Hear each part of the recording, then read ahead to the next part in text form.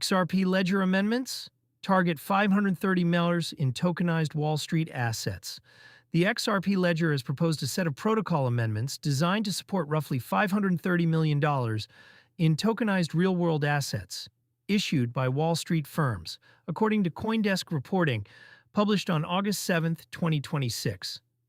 The changes are aimed at making the network a settlement venue for institutional tokenized funds, credit products, and other traditional finance instruments moving on-chain.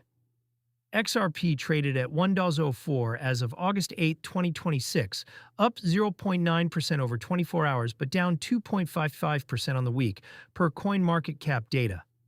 The token has not reacted sharply to the amendment news, which is consistent with a protocol-level development rather than a market-moving catalyst. The amendments and what they change, amendments on the XRP Ledger, are on-chain protocol upgrades that validators vote to activate. They only take effect once a supermajority of validators signals support over a sustained window, which is a deliberate check against rushed or contested changes. The current batch focuses on features that institutions ask for before they will settle regulated assets on a public network. Finer-grained controls over who can hold and transfer a token, compliance hooks, and mechanics suited to funds and credit instruments rather than retail payments. The $530 million figure represents the tokenized asset value the ledger's backers want these features to accommodate, not a sum already settled on the network. That distinction matters. A target is a pipeline, not a balance. The amendments are the technical groundwork meant to convert institutional interest into live settlement flow. Positioning against a crowded field, tokenized real-world assets have become one of the more concrete institutional crypto narratives of 2026. BlackRock's tokenized fund recently earned S&P Global's top AAAM rating, a signal that ratings agencies are now willing to grade on-chain vehicles the way they grade money market funds. Denari brought hundreds of tokenized U.S. stocks to investors using Circle's USDC.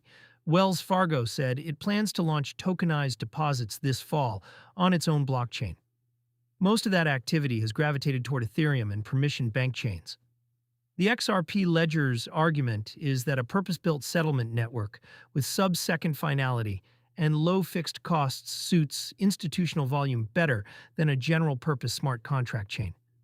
The counter-argument is equally clear.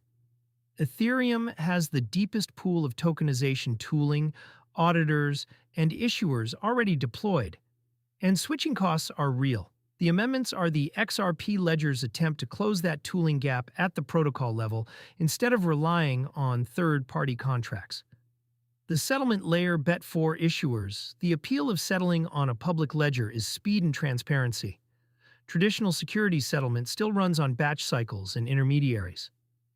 A tokenized fund that settles atomically on-chain removes counterparty steps and shortens the gap between trade and finality. The risk sits in concentration and governance. A network that positions itself as institutional infrastructure inherits institutional expectations around uptime, dispute resolution, and regulatory reporting. Validator-driven amendments spread that responsibility across the network's operators rather than a single company, which is a feature for decentralization and a complication for accountability when something goes wrong. None of this touches everyday users directly yet. Tokenized Wall Street assets are wholesale instruments, not consumer products. The connection to retail crypto spending is indirect. The more real-world value that settles on public ledgers, the deeper the stablecoin and payment rails that eventually feed consumer tools like crypto cards and stablecoin spending. That plumbing is still years from touching a card swipe. The near-term test. The immediate question is validator adoption. Amendments do not activate on announcement. They activate when enough validators run the software and vote yes over the required window. Watch the on-chain amendment status rather than the headline dollar figure.